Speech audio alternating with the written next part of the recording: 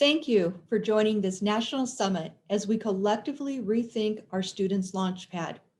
My name is Tammy Vakahazi, and I'm the Dean of the Graduate College here at Boise State University. Turning our attention to graduate students for the next hour, it is my pleasure to welcome you to Project Launchpad, meeting the needs of graduate students in changing times. Today, a panel of graduate deans from across the country are here to discuss strategies to support students within the context of pandemic, racial strife, political discourse, and so much more that's going on. Dr. Trump, president of the Boise State University, described this as a moment when we are called with urgency to collaborate for our students and our nation's future. In this session, we'll answer her call by focusing on graduate student engagement, mental health and well-being, and career development. The goal is to provide ideas for concrete actions that you can replicate at your institution for little to no cost, so that today's graduate students can not only survive, but thrive given the current challenges they face. So now, I'll turn to our esteemed panelists for a quick self-introduction. Karen, would you like to start? Sure. I'm Karen DePaul. I serve as Vice President and Dean for Graduate Education at Virginia Tech. Just a sentence or two about Virginia Tech. We are one of the 2 land grants in the Commonwealth of Virginia.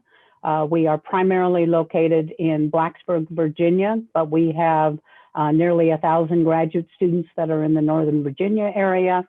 About 175 different graduate programs, 45% are doctoral students. We don't have very many online programs. We're mostly the masters and PhDs on campuses. And I'm delighted to be here. Thank you. Hello, my name is Cheval Newsom. I'm the Dean of Graduate Studies at California State University, Sacramento. We are a part of the 23 campus system for the CSU. We are regional comprehensive. We are probably the 4th diverse campus west and in the Western states. We are a Hispanic serving institution as well as an ANAPESI. And we predominantly have master's programs. We have 51 of them, and we have 4 professional doctorate degrees that we offer for our students. We have a graduate student population of a little over 3,300, and we serve a lot of our region with credentials programs as well.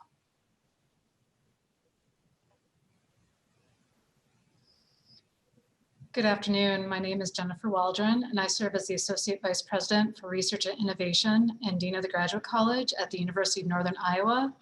The University of Northern Iowa is also a regional comprehensive university.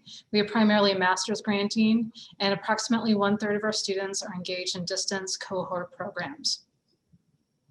Good afternoon. My name is Wojtek Hodgko-Zyko, and I'm Dean of the Graduate College at the University of Illinois at Urbana-Champaign. Illinois is a large Research One institution with in excess of 50,000 students on our Urbana-Champaign campus. There are 17,000 graduate students at the University of Illinois, approximately 6,000 doctoral students, about 10,000 master's students, half of whom are fully online master's degree students. And we have about 1,000 non-degree graduate students studying for various badges and certificates. I'm really glad to be visiting Boise, Idaho. I wish I could have done it in person rather than virtually, but I'd like to thank President Trump and Dean Vakahazi for their invitation. Thank you, and thank you all for joining us today. I really appreciate this, and I think we're going to have a wonderful discussion. A quick housekeeping note, I've prepared a number of questions, but I know some of you in the audience may also have questions that arise as we're interacting. So please feel free to put them in the Q&A function, and I'll do my best to work them in as time allows. So let's start with a broad ranging question. The past 9 months have been different than ever before and challenging in ways that we really never could have anticipated. I'm curious about how your thinking has evolved over this time in regards to graduate education and the needs of our graduate students. Chevelle, maybe you can start us off. Yeah, our campus has predominantly had face-to-face instruction for our graduate programs. And in my experience, it's always been, yeah, our students need connections, but I never realized until the pandemic when we switched and pivoted to 90% of our students being online, how much our students needed connections to one another. And the importance of that connection, we often think of our undergraduate students as needing that connection and emotional support. But what I've learned through all of this is that our graduate students need that connection as well, and how important those virtual communities are to those students. And so we've really strived to provide that for our students. Let me jump in there.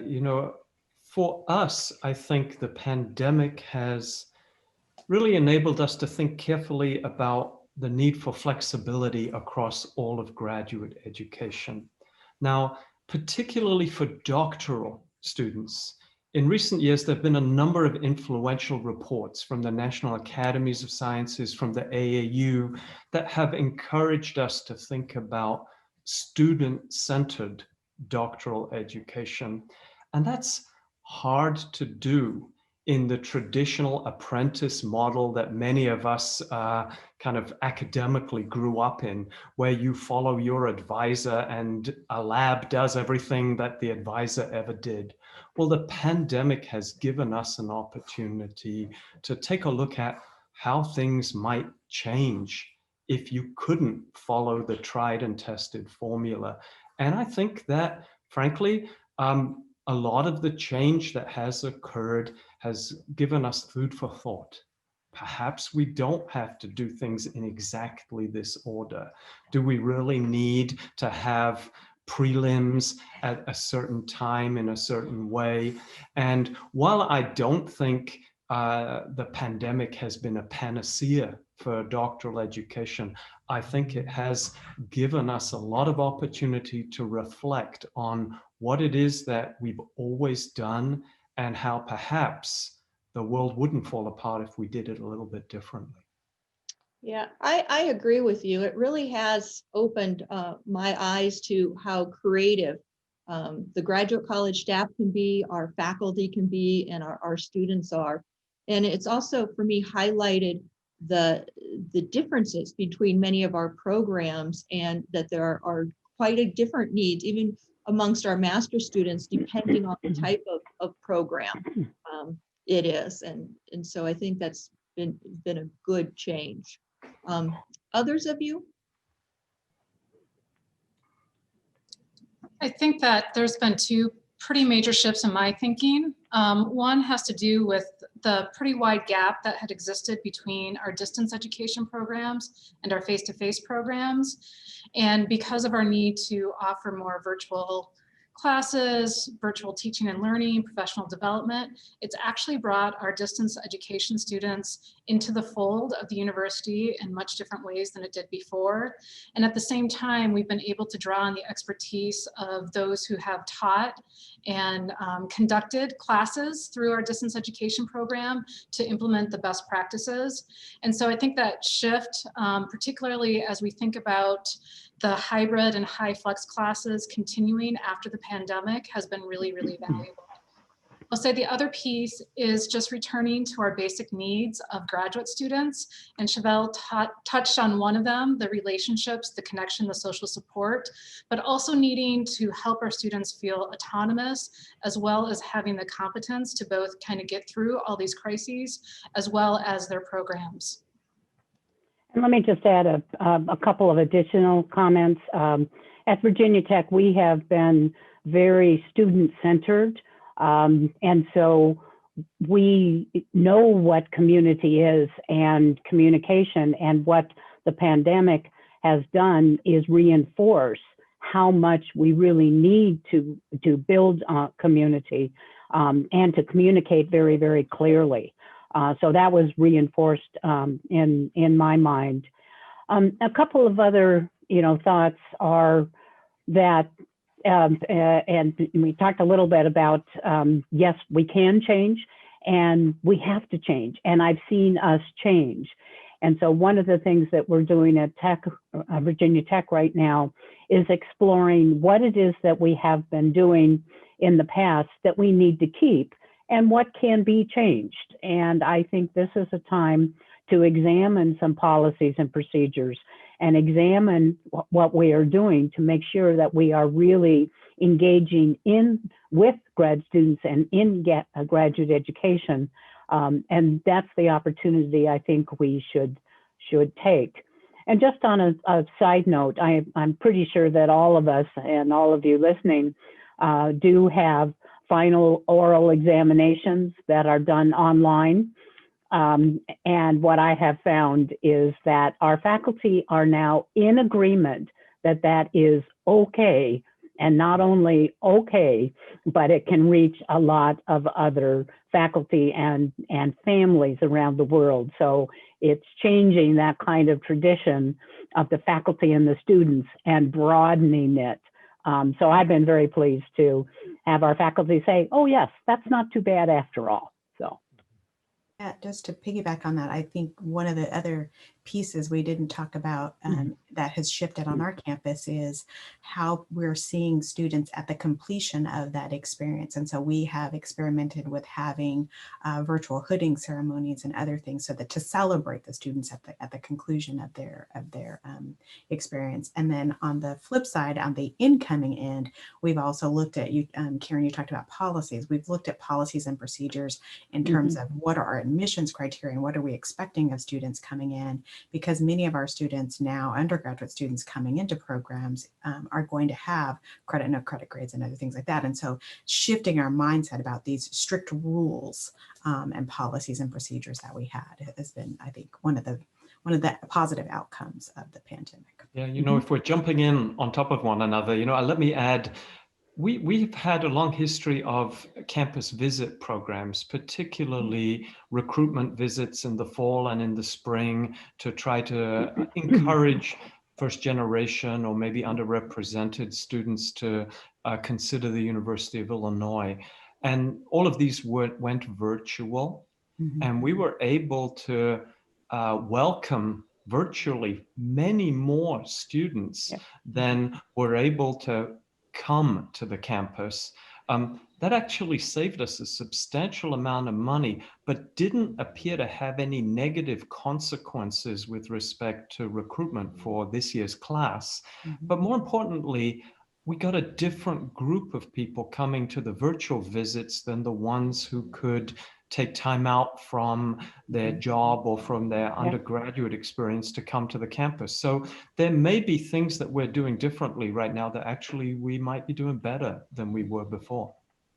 Yeah, I agree. One of our audience members wanted to know a bit more about what opportunities you're offering or we're offering for students to learn about programs or to meet with faculty, and if anybody's doing it in person or is it all virtual. And I'll just say I agree with all of you. We have moved everything really to virtual, and we usually have a doctoral weekend where we have all of our PhD programs have programming together over the weekend. And this year we're doing it virtual, and we are seeing students who perhaps couldn't, as Botek said, take the time or afford to make the trip, or we weren't able to provide enough funding to cover all costs. It seems like we're allowing them to have so much more access in a much more inclusive way. So was there anything else anybody wanted to share with something you're doing to ensure that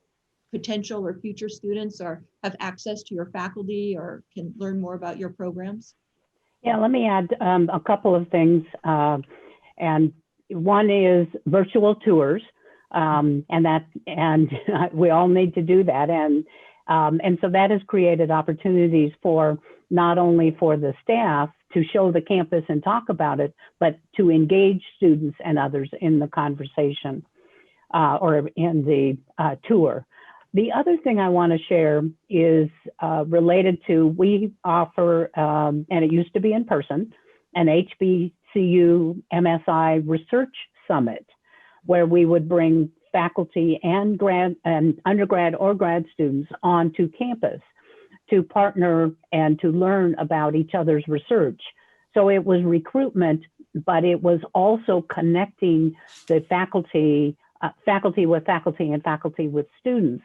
And like Wojciech said, we had many more participants when we were able to do it virtually. We had a partial day for faculty and a partial day for students, and then mixing them. So we don't have a perfect model yet, but it is something that we really can connect more broadly. But people were saying at the end, I hope to see you in person as well. Right. Thank you. I will just say, as a regional comprehensive, we draw very much regionally. And so the importance of on-campus visits are really key to our recruitment. And our admissions is still open for business. We're still doing face-to-face tours and face-to-face visits. And so we're doing much more of a mix of having those online virtual opportunities as well as on-campus visits for prospective students. Thank you for sharing. I want to take a step now. A lot of interest, I think, in how we're recruiting or working with our potential students. But I also want to ask you, how are you approaching your current students? I heard from many of you kind of a pattern of students wanting connection. And with so many of our graduate students who are isolating or social distancing, how are you approaching student engagement? Wojciech, would you like to start? Sure. You know, I think that over the last 5 years, we have made communication a key strategic priority within the graduate college. So when I started out as graduate dean, we had half an FTE responsibility for communication, and it was sort of focused around sort of the typical weekly newsletter. And we've transitioned to 3 full-time communication staff, 1 director of communications, but a specialist in social media and a full-time videographer to develop videos and short pieces. And it's been tremendously helpful for us in general, but particularly in the pandemic. So if you think about the 3 main stakeholder groups that we have to communicate with: graduate students, graduate faculty members, and graduate programs, the administrators of the graduate programs. The strategies for effective communication with each of those groups are really quite different from one another. So what works to send a message and to communicate to the graduate faculty won't necessarily even be seen by graduate students if you use the same strategy.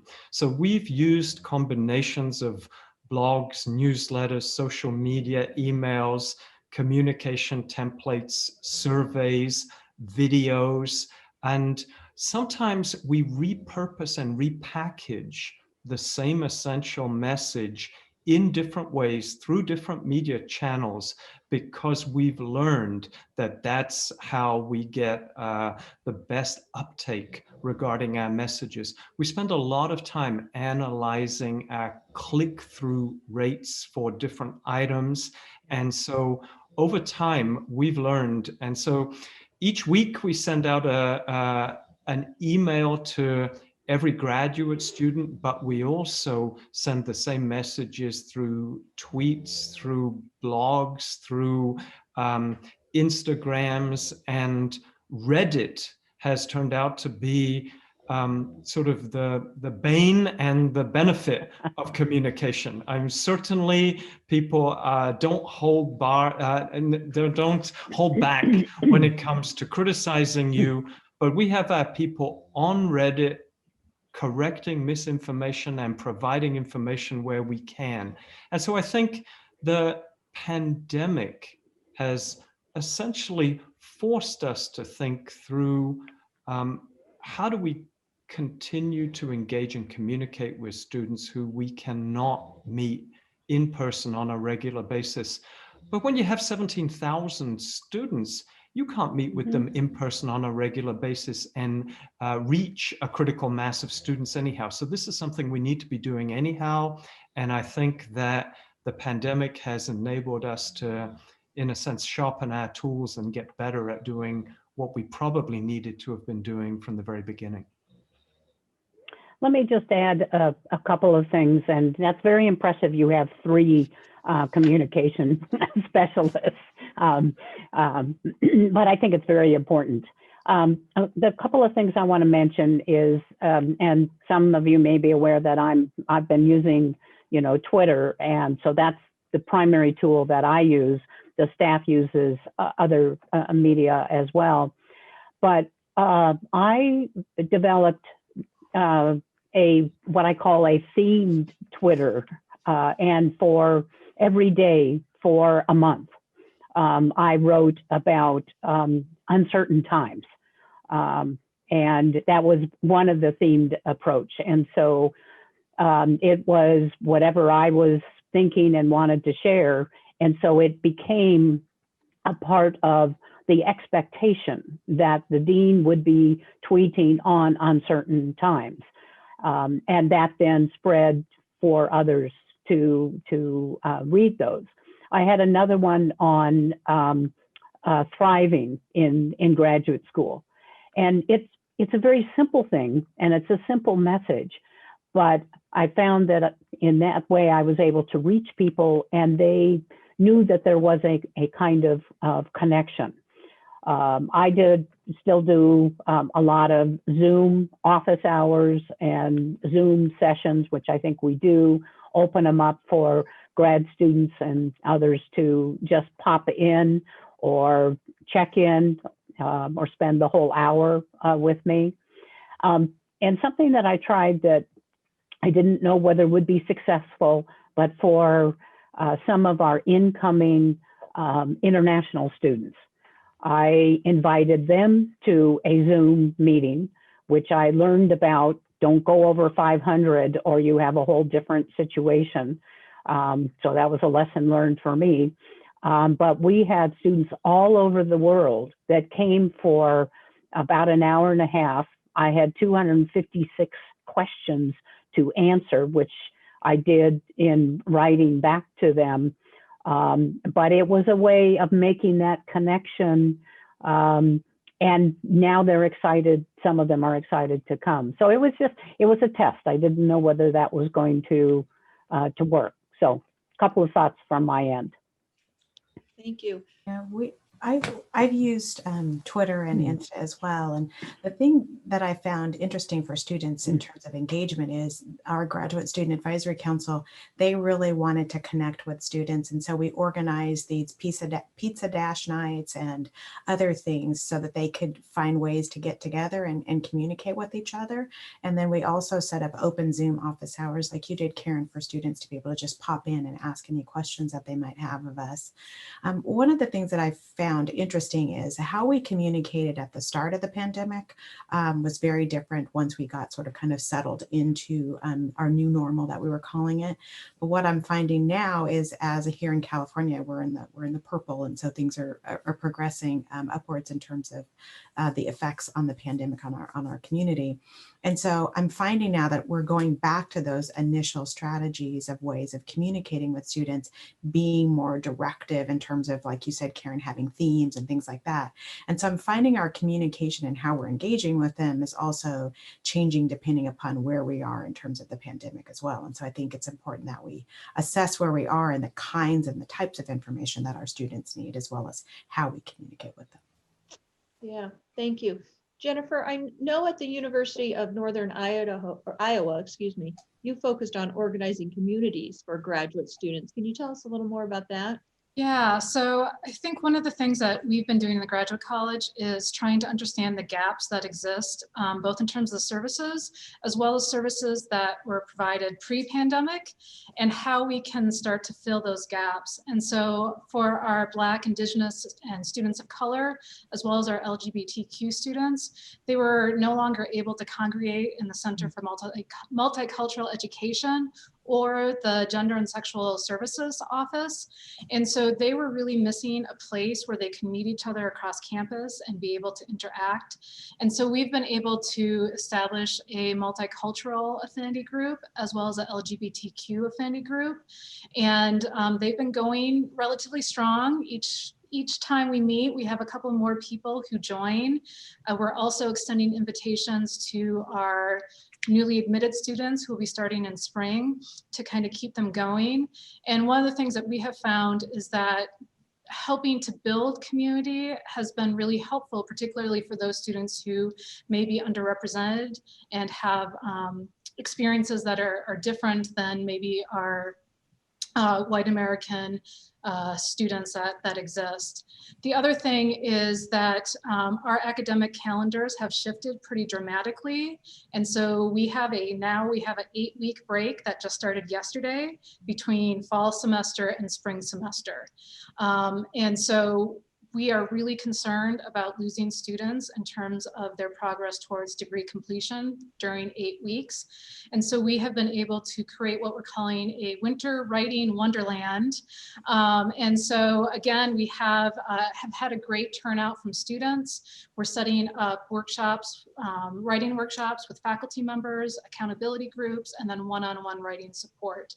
And so I think one of the things that we've been really trying hard to do is to understand the gaps and how we can fill those gaps in a sustainable way over time. Thank you. I wonder if one other of you wants to add how you're engaging or supporting students who are first gen or from diverse backgrounds. I can talk about what we're doing, unless Project wants to talk about what you're doing. Go ahead, Chevelle. I'll jump in after you. Okay. No, I was just going to say the thing that we found out is that our incoming students who were first gen really needed more support. We've always done orientation, and we of course pivoted to having one online.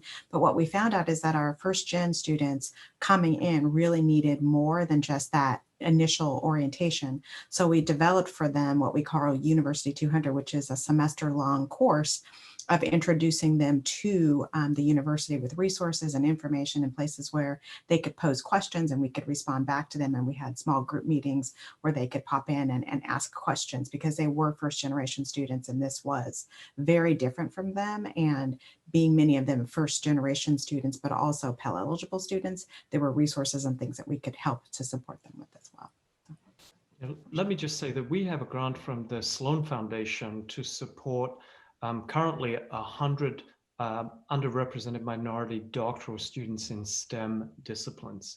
And what we're doing through our University Center for Exemplary Mentoring is trying to help the academic programs build community among these diverse scholars. So we are providing strategies such as virtual writing groups, accountability groups, regular social meetings of Sloan scholars.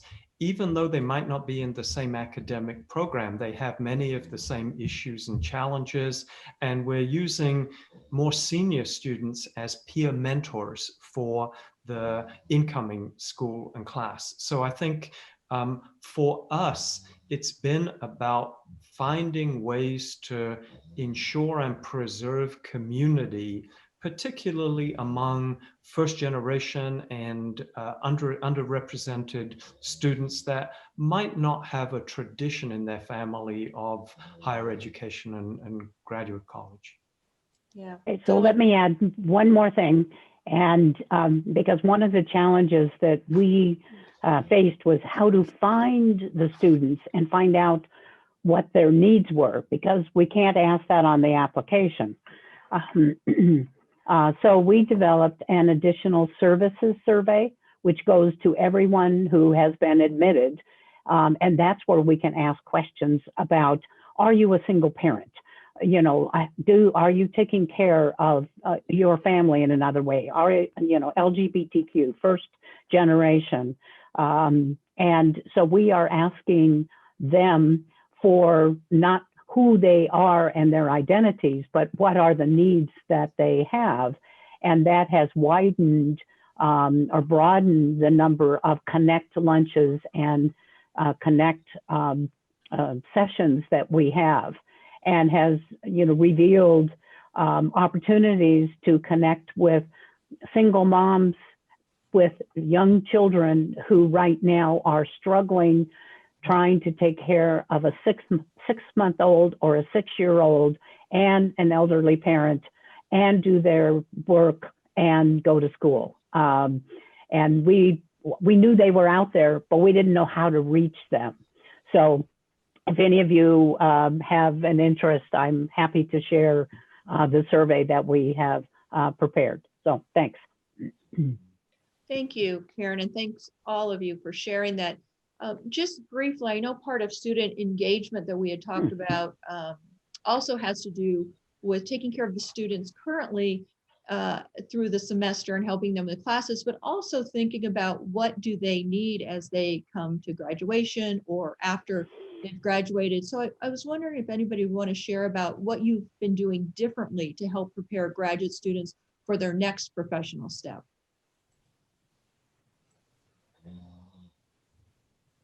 Well, let me comment not so much on assisting to the next career, but something that's kind of related here. We have an Academy for GTA Excellence, which is run by graduate students, and I serve as the advisor. And what they took on is how to prepare their colleagues, their junior colleagues, the GTAs, to then be teaching in this online virtual environment and in an inclusive setting. So I believe those are skills that apply not only in academia, but outside of in other careers. And it was, again, low cost, no cost, because it was the grad students, the academy, that took that charge on, and it was very successful in helping us, transition. And in addition, we are doing some virtual workshops on, career development and career professional development. Thanks, Karen. And I'm guessing most of you have moved a lot of your professional development, career development onto virtual, and have found that it really is doable, that with creativity, you really can offer that. One thing we're doing at Boise State is that I've connected with the graduate deans across the state of Idaho, and we are working on having one place where all of our professional development opportunities are combined, so that students, no matter what university they're from, can take advantage of other universities' opportunities, since we're doing it virtually. And it's been a great way to really expand the resources for our students and share with our colleagues in our other universities.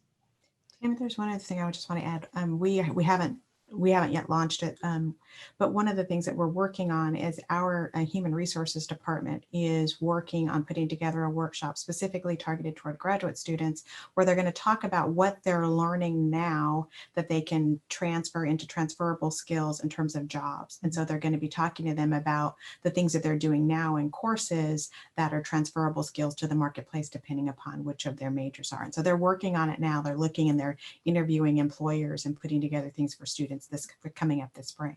So we haven't yet launched it yet, but it's an idea if somebody wants to take that to talk to their human resources, because if many of you are like us, we aren't having a lot of hiring on our campus. And so our human resources professionals are there as talent agents to help our students find connections in the community for employment opportunities as well. So. Thank you. And Maybe I'll add one thing. We've worked with an external vendor to give us career outcome data for every doctoral student for the past 10 years. So they have surveyed everybody who graduated, and they tell us what position they're in right now, not the position they took when they graduated, but where they are now. So if it was 10 years ago they graduated, and that information has proved invaluable to programs, because then they're inviting alumni to come back and tell their story to our current cohort of students. And of course, in the pre-pandemic world, those invitations tended to be physical and they had constraints on them. And we ended up tending to get people who were local or at least from within state. And in the current reality, we've been having alumni coming to talk to our students like we're talking right now from all over the country, indeed from all over the world. And so it's enabled us actually to broaden our reach with respect to having people tell their stories to our students, which is a great way of providing career-related advice. Great, thank you all. I think now let's turn our attention to talking about graduate student mental health and wellness, something that I think is on really everyone's mind. We know, and we've all mentioned it, that under the best of circumstances, graduate school can be stressful, with graduate students prone to experience anxiety, depression, self-doubt. And in today's current environment with intersecting challenges, I think graduate students are even at a higher risk, in part because not only are they a student, but they often have to balance so many other roles, whether it's being a teacher or a researcher, an employee, a parent, or caregiving, a caregiver. And they're doing this often perhaps with limited financial resources. And also we're seeing new pressures. For example, how will their time to graduation be affected, or what will the job market look like? So I'm hoping we could talk a bit more about that. I do want to share that in a response to this pressing need, the Council of Graduate Schools has partnered with the JED Foundation, first completing a survey to better understand the challenges, the current practices and needs. And then in October, they brought over 100 stakeholders together, and they are in the process of developing and shortly will share a statement of principles and commitments of graduate deans, as well as other resources from the CGS JET project. So lots of focus on this area because it is so important. And Karen, I know at Virginia Tech, your office recently shared findings from recommendations from a graduate student mental health task force. Would you tell us a bit more about that to get us started? Sure. It started with a university task force on mental health and mental wellness, and that was fine, but it didn't go into enough detail for me as grad dean to understand the mental health needs for our graduate students. So I commissioned a task force, and they conducted more interviews and some surveys, and they just submitted the report earlier in the middle of the pandemic, actually, or I guess maybe not the middle, because I'm not sure we're in the middle yet. But they presented the task force report, and there were some recommendations that I thought that the grad school could take on initially, and then there were ones that needed the university's task force. So I divided those recommendations, and I'm working with the university task force to see how we can implement broader issues, and those do require some kind of resources. But one of the things that came out of the task force report was students feeling concerned because they didn't have clarity of information. They didn't understand all of the policies or where to find the resources. And those are no cost in terms of how we can present some of our information and really look at websites and make it, a lot easier for them to get those kind of answers. So it was kind of a different approach. And so we have, we're doing that right now. And one of the things that I decided to do is I put the task force report on the website, and I put all the recommendations and the next steps on the website as well. And I'm continuing to update that because sometimes it is the not knowing what's going on. Yes, I said that in the report, but who read it and what are they thinking about? So my challenge is to make sure that I continuously, update that. And I found that very, effective. And some of the things we've already been able to act on, like having an embedded counselor. We have counselors, and now I have one in the graduate school, in the Graduate Life Center where we are, that is entirely for graduate students and the graduate community. And that's something, again, I know we all have counseling centers, and why not embed them? And maybe that's what you are doing, or at least spending time where the graduate students are, so they don't have to go someplace else. So just a couple of quick comments, Tammy, about what we've been doing. Thank you. Yeah, I like the part about the embedding, and we also recently had a counselor assigned specifically to graduate students. But the other piece of it for us, at least on our campus, being a regional comprehensive, many of our faculty who are working with graduate students don't really know or understand how to support graduate students' mental health and awareness, and so they needed training. And so one of the things I was able to partner with is our health center, who is coming over and providing that training for faculty in terms of understanding graduate students' mental health issues and how to direct them to support services and how to handle crises and that sort of thing. So that's been the other piece of it that I think that we've been able to do to support students.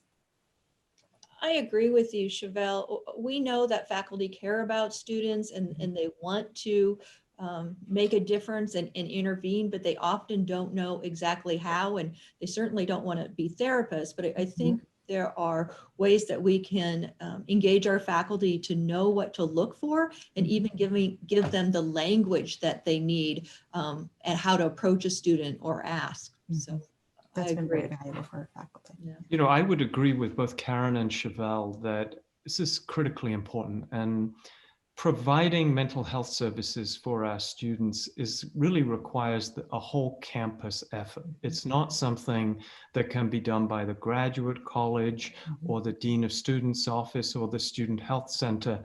It really has to be coordinated. And I think of it, if you can divide the workup into a number of different bins or areas.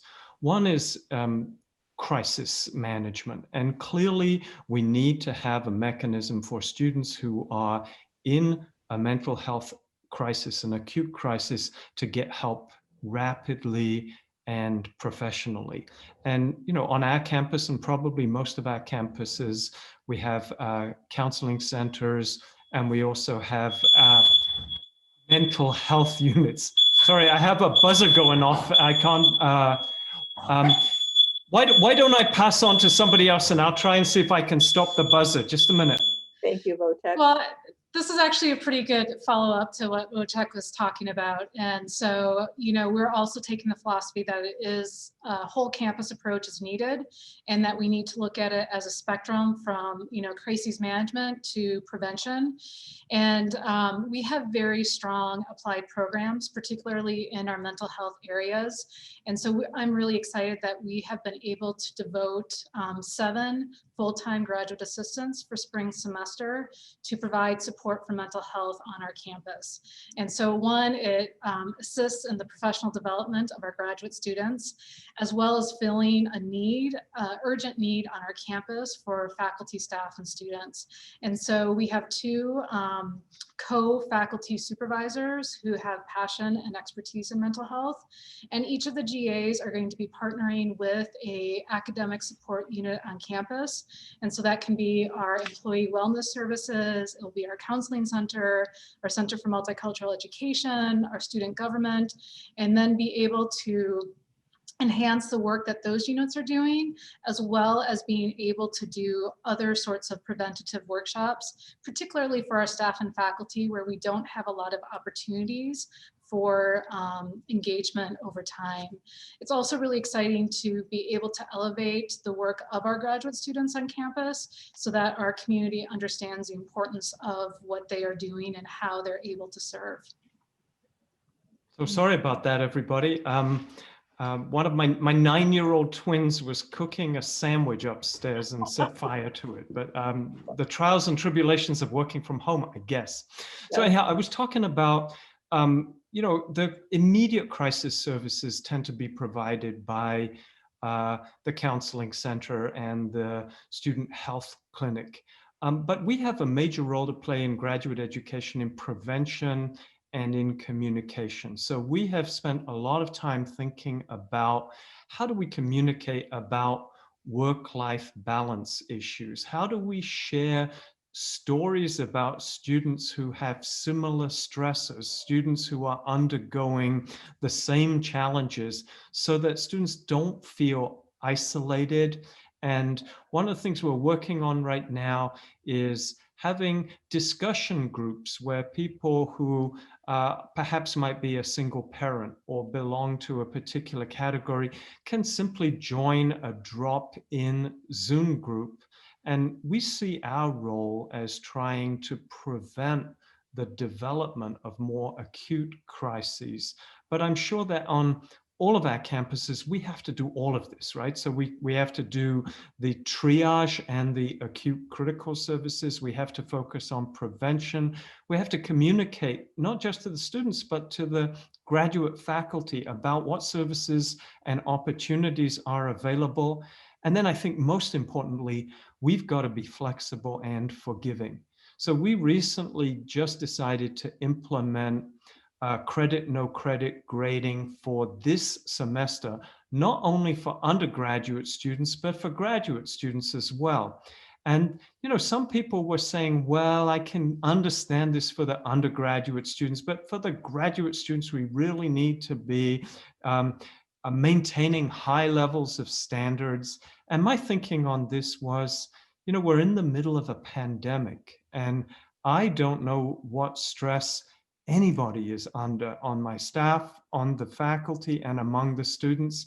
And I think being flexible and supportive is a really critically important thing we can do as administrators to help mitigate some of the mental health stresses, which are without question there for too many of our students.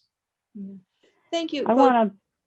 Karen, can I just follow up Yeah, quickly yeah, with yeah. one of the audience, and then we'll come back to you because I want to hear what you have to say, definitely. But one of our audience members had pointed out that students are probably feeling a deal of pressure or stress because of graduate college policies on how to progress through their programs and time to completion, right, or how to work with human subjects or even get back into the lab.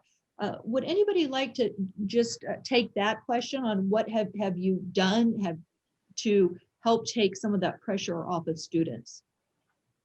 And we have looked at our deadlines. We've looked at course enrollments and made some adjustments to make sure that they can still graduate if they don't make this deadline, and extending when they can have partial enrollment. So I think we have to look at all of those things, and we can make those decisions. And so we went to a pass-fail. We went to actually at the graduate level, we have what we call a WG, which is a withdrawal graduate, which has no grade penalty. Also keeps them looking as if they're enrolled full time, because it's still on the transcript, because that is an issue for assistantships and for international students. So yeah, well, I think we can be very creative, and I think that's our job, is to make sure that we work with each of the students. I think the human subjects requirements, that's a little bit more of a challenge. I have encouraged some of our faculty to think about not just what the student was doing in their research or with human subjects, but what pieces are there that they can do work from home and that could still meet the requirements of a degree, not lessening the requirements, but modifying them. So it takes our creativity on that. And I would just echo, I think that it is a twofold approach. So one is looking at policies and procedures and being able to modify and be flexible as needed, and determining whether or not that is a good decision that maybe down the road you want to bring in as a more permanent measure. The other piece that we've been doing is really trying to work with our graduate program coordinators and graduate faculty on communication in terms of those milestones, because we've discussed before of how our students get confused within the process. And so that the clear communication as well as understanding what's expected is really important. And so we've been working hard to try to help our graduate faculty and our graduate program coordinators in particular have those conversations, as well as being able to provide resources for our students to go have conversations with our institutional review board early on to know ways that they can modify and be creative with their data collection. Yeah, you know, I would add to what Jen just said. We're a tremendously decentralized institution, and we can centrally relax policies and make changes, but we can't necessarily enforce those at 100 different graduate program levels. And so a lot of the work that we've been doing has been working with DGSs and working with department heads to try to encourage faculty members to be more open and more flexible to change. You know, I had a meeting just this week with a group of researchers from disciplines that do field intensive research, where graduate students haven't been able to get out into the field to do their dissertation data collection. And I've told them, I said, you know, much like what Karen said, well, you could just wait the pandemic out and delay these grad students' graduation for 2 or 3 years. But then you're going to need to think through who's going to fund them and where are you going to find the money to find the next incoming class if you give it to the ones that are extending their programs. Or you can think about, how can I do a dissertation that's still valuable, that's still worthwhile, and try to get those students through on their initial timeline? And I think those are the questions that our academic programs are looking at very closely. And sometimes you won't be able to do it exactly in that timeline, but I think we do have a responsibility of empowering units to make those kind of decisions if they feel it's in the best interest of the student and in the best interest of their program. Yeah, I would agree. We've asked our faculty to really look at the outcomes of the program. So what are the learning objectives that you're trying to get the students to? And then let's figure out a way to get the students to that without causing the students additional stress, but still maintaining the integrity of that degree. And some of them have been able to really think outside the box in terms of giving their students that internship or that field experience without actually having them go there, maybe go there for a short amount of time if we can get approval to, and those sorts of things. So I think faculty are willing, and I do think centrally as grad deans, we have to be able to be flexible and be creative and open-minded as well to support the faculty and the students. Yeah, I think what we have found is working with our faculty, working with our program coordinators is really the way to go, and helping them to share ideas with each other, because nobody has to recreate the wheel all by themselves each time, and that has really helped to connect those groups together. Karen, were you going to add something? Yeah, it's actually going back a little bit, but I wanted to share two things. Is one, childcare is a challenge for all of us, and I have actually hired for several years now a childcare coordinator, and we run a program, and this does cost money, so it's not low cost.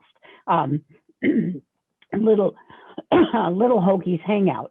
But what is low cost, and it's a co-op program, but what is low cost in that, and what the coordinator has been doing is having sessions for the families, you know, putting the parents, you know, together. So it's and having them talk to each other to be a support group as they are navigating these waters being a parent, being maybe working and being a grad student. And so that has been very helpful. So you don't have to run a little Hokies hangout, but you can have, like some of you are doing.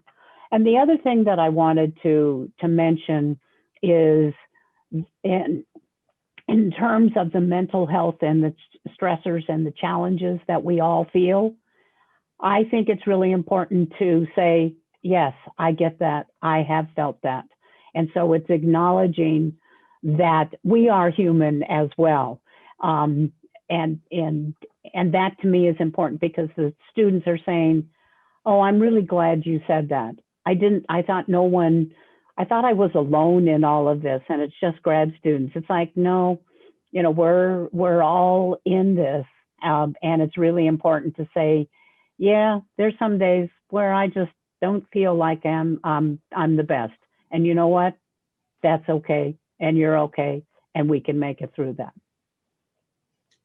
Thank you, Karen. What a wonderful way to end today as we come to the close of this session. I want to thank you for sharing that we all are in this together.